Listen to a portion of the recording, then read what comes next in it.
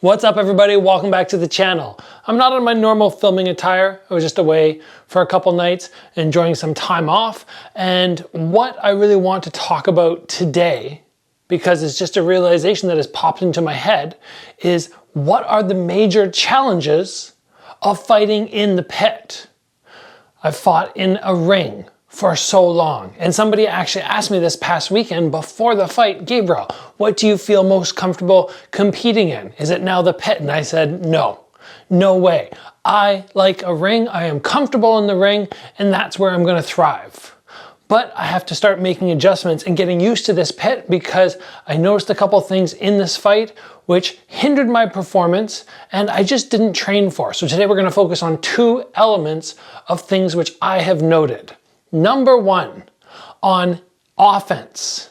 When I start going on offense, as I did in this fight, and I'm gonna be breaking down my most recent fight very soon, we're gonna have it right on this channel. I'm gonna talk you through what happened, what went wrong. If the judges are messing up the rule set, they tell us one thing and then allow another. I'm gonna go through all of this.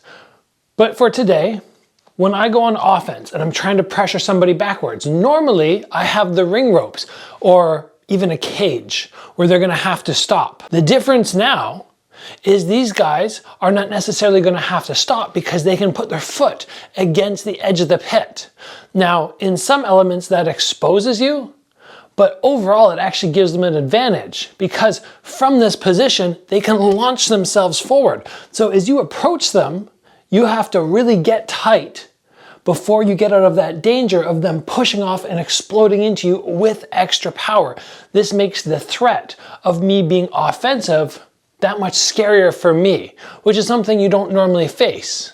And this is a realization that came to me in the fight because I was going, okay, I'm pressuring him, but shoot, his foot is against the edge of that pit. And I've got to be careful about just walking in because as I walk in, he's coming with like twice as much force as normal, which gives him extra power. And it took away from my wanting, in addition to other things, advice from my corner and other elements, but it takes away from my want to move in too explosively when they get to that point. So if somebody decides to go solely on defense and utilize that pit wall, it can give them an advantage.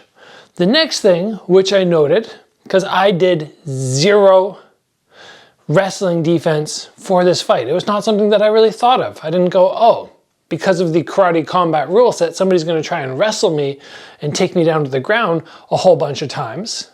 To me, karate combat is a striking sport, not a wrestling sport. But I still should have been prepared for that.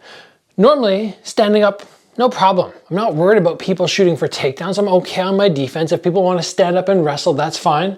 What I did not account for is my foot hitting the edge of the pit wall, and then once I get there, just kind of falling backwards. Very often when you hit a cage or you hit a ring rope, you can actually utilize that to your benefit. They push, you can kind of spring off and then get a turn. But all that happens when somebody charges forward is you hit here, your foot touches the edge, and then you just fall over.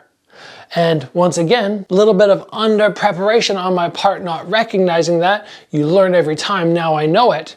And I have to start taking advantage of these things within the pit, which I don't get to utilize when I'm in a ring or a cage. When you can understand your environment, it's gonna help you thrive. And that is one of the reasons that I said to Karate Combat a while ago, look it, I don't need a title fight yet, or I don't need to fight the top one or two dudes because I still have stuff to learn in the pit, but I didn't really know what it was. And now I know.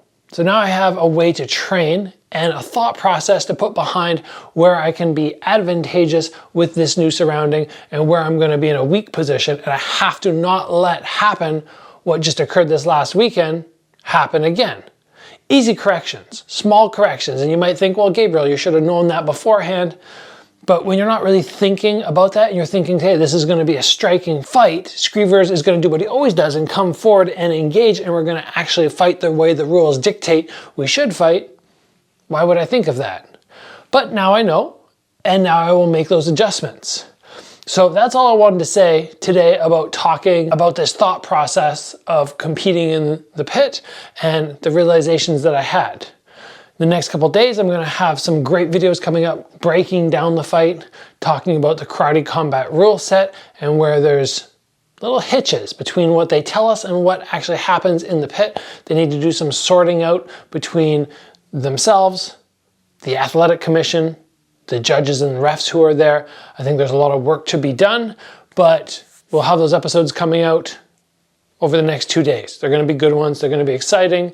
Make sure you tune in for those. So that's it. I'm gonna call it a day, go do some more relaxing. I've been on the go for a long time now. This training camp was way too long, 15 weeks.